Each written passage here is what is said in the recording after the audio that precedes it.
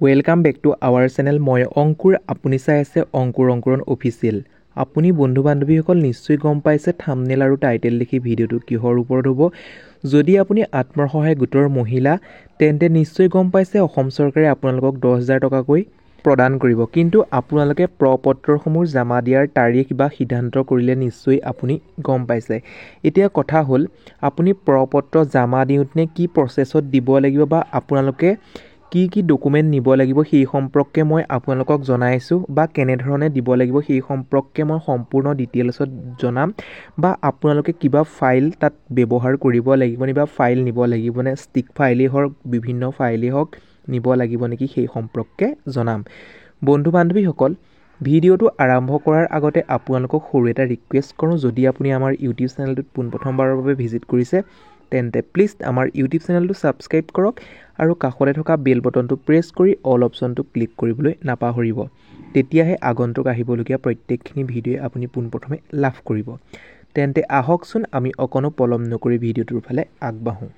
বন্ধু বান্ধৱীসকল, অলপ দিনৰ আগতে মুখ্যমন্ত্ৰী হিমন্ত বিশ্ব শৰ্মাই ঘোষণা কৰিছিলে যে মহিলাসকলৰ উদ্যমিতা আঁচনিৰ বাবে তেওঁলোকে মাৰ্চ মাহৰ 3 তাৰিখৰ পৰা 6 তাৰিখৰ ভিতৰত প্ৰ-পত্ৰসমূহ সংগ্ৰহ কৰিব আৰু প্ৰ-পত্ৰসমূহ সংগ্ৰহ কোন ডিষ্ট্ৰিক্টত কেতিয়া কৰিব সেই সম্পৰ্কে তেওঁলোকে পেপাৰত দিন বা সিদ্ধান্ত কৰিব। কিন্তু আপুনি প্ৰ-পত্ৰখন জমা দিওঁতে কি কৰিব লাগিব মই আপোনালোকক জনাই আছোঁ। যিহেতু আপোনালোকৰ গোটৰ সদস্য 10 গৰাকী আছে বা 12 গৰাকী আছে, নিশ্চয় আপোনালোকৰ গোটৰ সদস্য 10 গৰাকী বা 12 গৰাকী।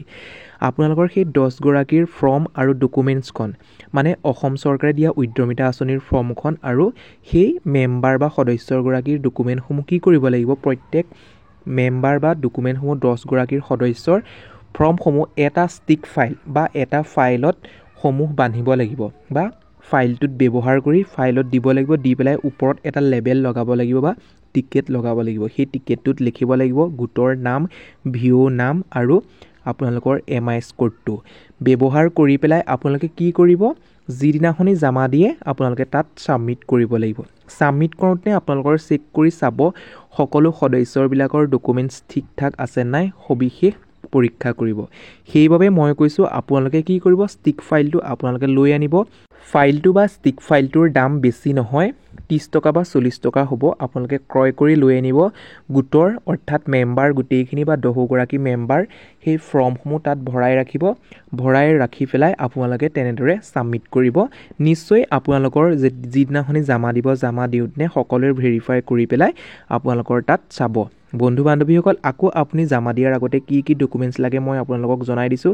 1 কপি পাছপোৰ্ট চাইজৰ ফটো, জিঅ'টেক যুক্ত অৰ্থাৎ GPS কেমেৰাত মৰা কি লাগিব, 2 কপি অমৃত বৃক্ষৰ সময়ত ৰোপণ কৰা ফটো লাগিব, Aadhaar card, PAN card, bank passbook, voter card.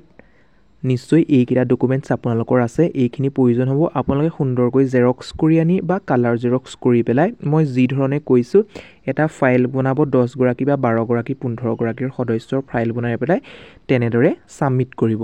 বন্ধু বান্ধৱীসকল, নিশ্চয় আপুনি বুজি পালে। যদি কিবা কনফিউজন আছে তেন্তে প্লিজ কমেণ্ট কৰিব, মই আপোনালোকক সহায় কৰিবলৈ যত্ন কৰিম।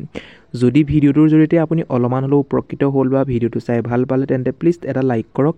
আৰু এতিয়ালৈ যদি আমাৰ ইউটিউব চেনেলটো ছাবস্ক্ৰাইব কৰা নাই, ছাবস্ক্ৰাইব কৰাৰ লগতে কাষতে থকা বেল বটনটো প্ৰেছ কৰি অল অপশ্যনটো ক্লিক কৰিবলৈ নাপাহৰিব। বন্ধু বান্ধৱীসকল, আজিলৈ ভিডিঅ'টো ইমানেই। আকৌ পুনৰ নতুন এটা ভিডিঅ'ত লগ পোৱাৰ আশাৰে ধন্যবাদ।